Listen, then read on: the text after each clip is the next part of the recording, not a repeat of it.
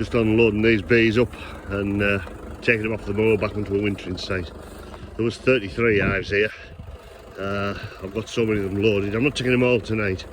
I'll leave odd ones if there's any bees still flying. There is still a little bit of bee flight, not much. So I'm taking sort of 2/3. If I can get 20, 21 or 2 away tonight, I'll come back for the others another day. Some of them are okay to lift, others are extremely heavy.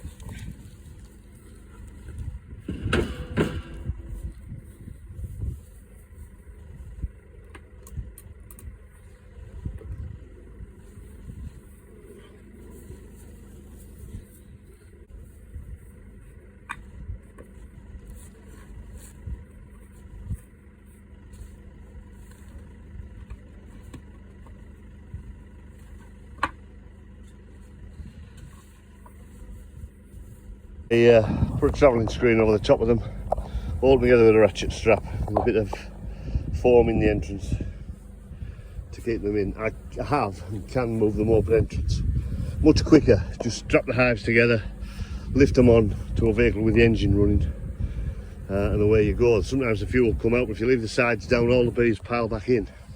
It does work and it's a lot quicker, but it's a bit risky. If you have a breakdown, I have to stop anywhere. And these, I don't know whether I'm going to get them tipped tonight or not.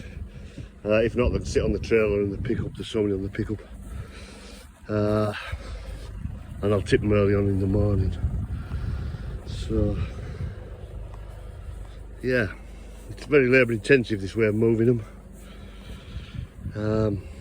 But it just takes the pressure off. When I was younger and fitter, I could move them open entrance, no problem at all. But your heart's going. There's a bit of stress getting everything done quickly. This way, it takes some of the pressure off anyway. Lovely night up here on the moor.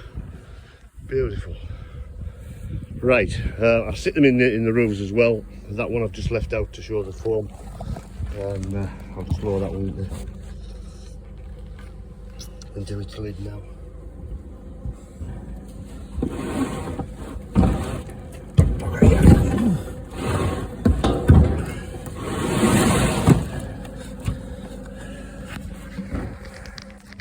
And then the stands, a strange stand I use really.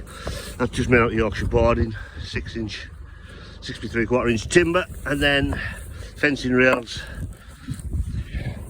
cut in two to form a cross. Simply sit like that.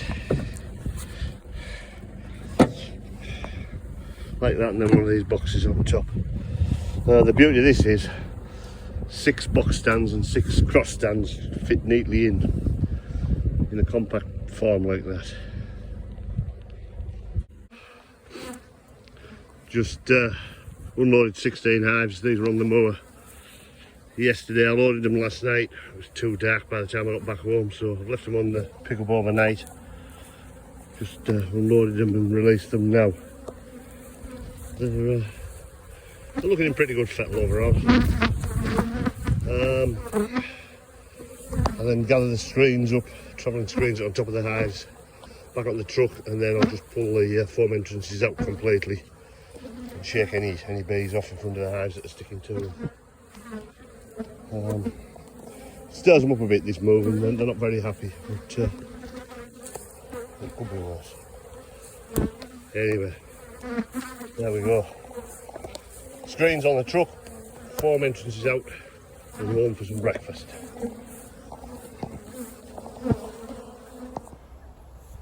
Just going to pull these foams out and One thing I do every time I do this is I count the number of forms when I'm back to the truck. It really concerns me that I may end up leaving an entrance block in, subsequently suffocating the bees.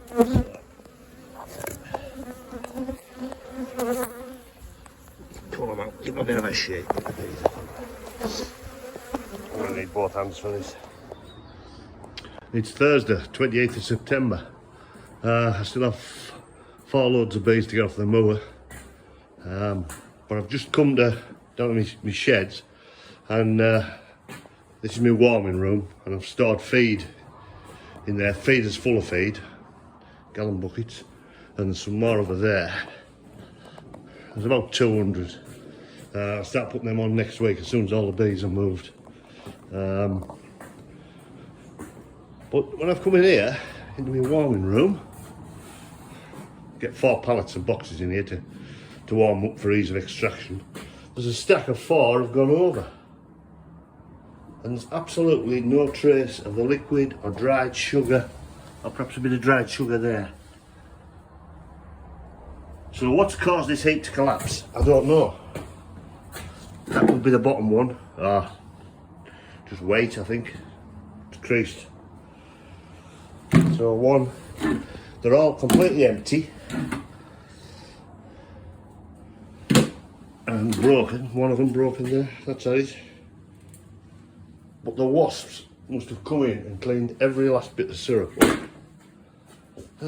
Well, I suppose it saves me cleaning up, so yeah, I've never had that happen before.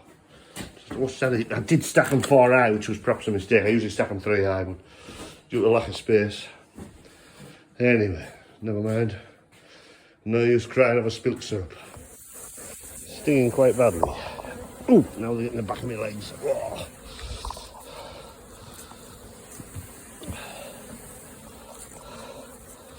It's an inevitable part of this job, getting stung, but I don't like it. And depending on where they get you, I can still hurt as much now as I did the day I started. But it's the price we pay. Just dropped a load of bees off. As I came back off the moor through the village, I called in at home and picked up an occasional member of the staff. Oh dear. This is Gin. Yeah. She's a rescue dog. She's had a pretty tough time till she got to us, but she's okay now. Strangest dog though, she doesn't even respond to her own name. Gin, Gin, Gin. Which, as you can guess, is Gin. Strange. She's okay. She doesn't like the bees though. She's a bit flustered there, a bit worried. Are you coming out? Are you coming out? Lazy is not the word. She's the most chilled, laid-back dog that way. Give her a walk in the morning, mile and a half perhaps. Same on a night, and that does her. That's all she wants. She can't cope with it anymore. Hey. She's bonny though, isn't she? She's a bonny dog. Everybody has to have something. Just leaving the bee site, and just happened to look across this field, and what do I spy? A real pet hate of mine. Plastic.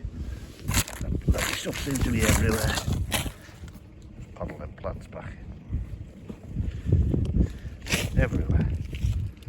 Now, the assistants decided to get out and go for a walk.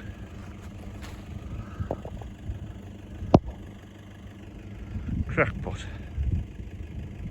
I don't know. I'll go and get her back.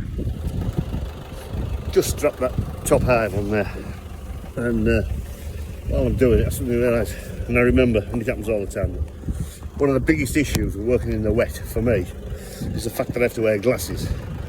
And they get rain on them, it sends smudges, so you can't see a lot looking through your glasses, and I can see even less looking over the top of them for a distance. It's a headache, it really is a headache. Anyway, I've got my waterproofs on, so I'm sort of dry inside, more or less. Not making any sense, this is it. Right, well away. See you later. Last load on.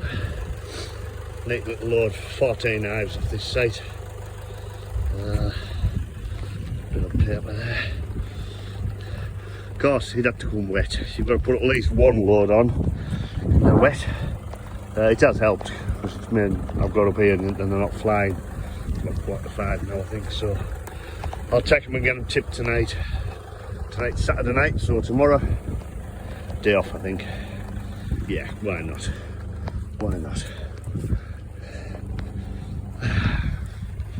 Into every life, a little. It's a cracking morning here in North Yorkshire. It's a bit fresh, we've had a frost. Anyway, I hope all that was of some interest to you, that you enjoyed it. And if so, please click like and subscribe. Thank you, bye for now.